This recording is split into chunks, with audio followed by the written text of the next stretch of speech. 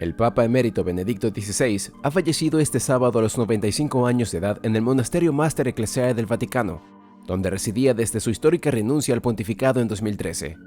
Con pesar, doy a conocer que el Papa Emérito Benedicto XVI ha fallecido a las 9:34 horas en el Monasterio Mater Ecclesiae del Vaticano. Reza el comunicado oficial de la Santa Sede, difundida en 6 idiomas. Hoy te contaremos su historia.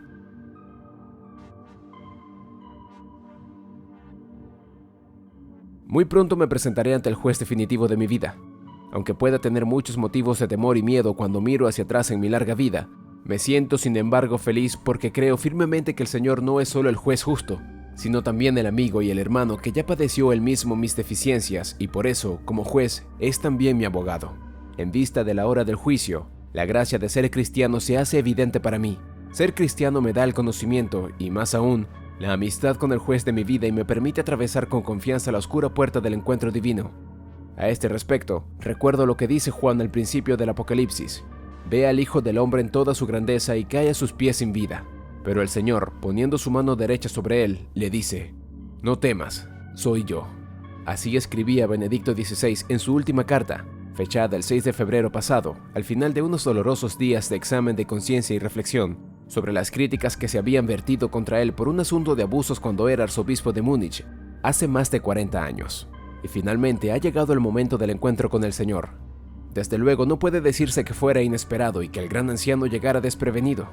Si su predecesor nos había dado un testimonio de cómo vivir en la fe una dolorosa enfermedad progresiva hasta su reunión con el Señor, Benedicto XVI nos ha dado un hermoso testimonio de cómo vivir en la fe la creciente fragilidad de la vejez durante muchos años hasta el final.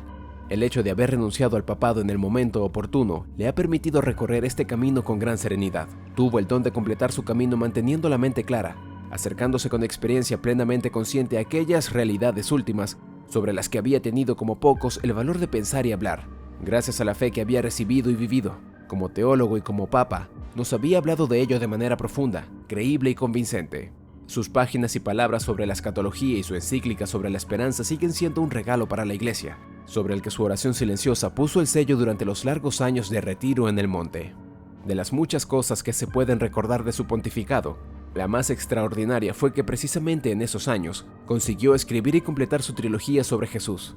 ¿Cómo podía un papa, con las responsabilidades y preocupaciones de la Iglesia Universal, que en realidad llevaba sobre sus hombros, llegar a escribir una obra como esa?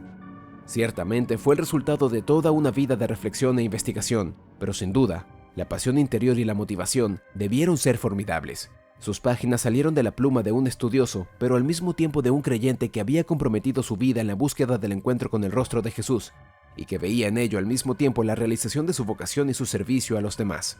En este sentido, por mucho que él haya dejado claro que ese trabajo no debía considerarse parte de su magisterio pontificio, es parte esencial de su testimonio de servicio como papa, es decir, como creyente que reconoce en Jesús al Hijo de Dios y en cuya fe también se puede seguir apoyando nuestra fe. Así, no puedo considerar casual que el momento de la decisión de renunciar al papado, es decir, el verano de 2012, coincida con el de la conclusión de la trilogía sobre Jesús.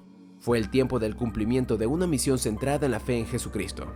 No cabe duda de que el pontificado de Benedicto XVI se ha caracterizado más por su magisterio que por su acción de gobierno.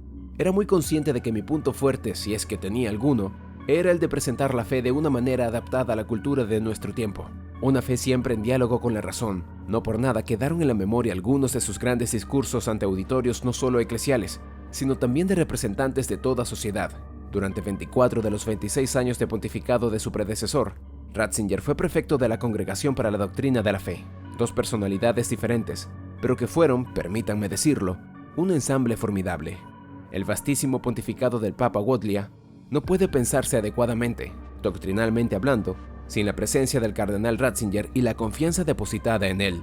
También logra proponer una síntesis doctrinal tan amplia y armoniosa como la del Catecismo de la Iglesia Católica, acogida por la inmensa mayoría de la comunidad eclesial con un consenso inesperado, para llevar a esta comunidad a cruzar el umbral del tercer milenio sintiéndose portadora de un mensaje de salvación para la humanidad.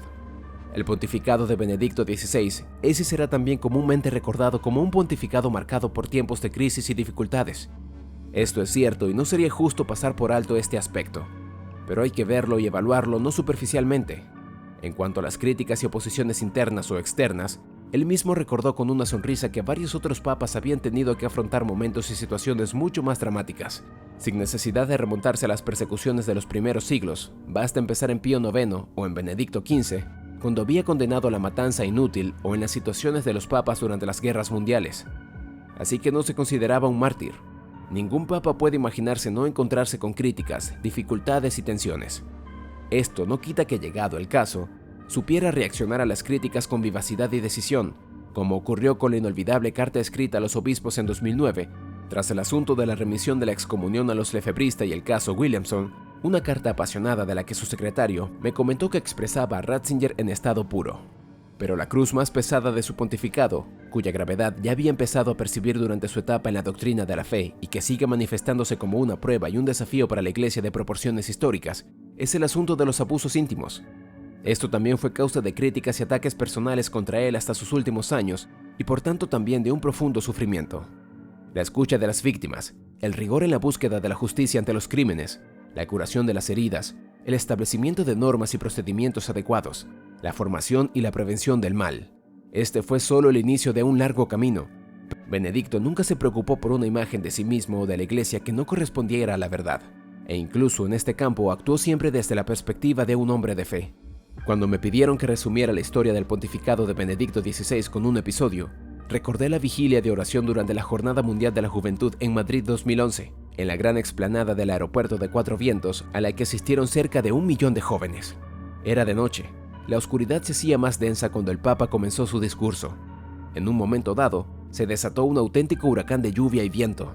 Los sistemas de iluminación y sonido dejaron de funcionar y muchas de las carpas situadas al borde de la explanada se derrumbaron. La situación era realmente dramática.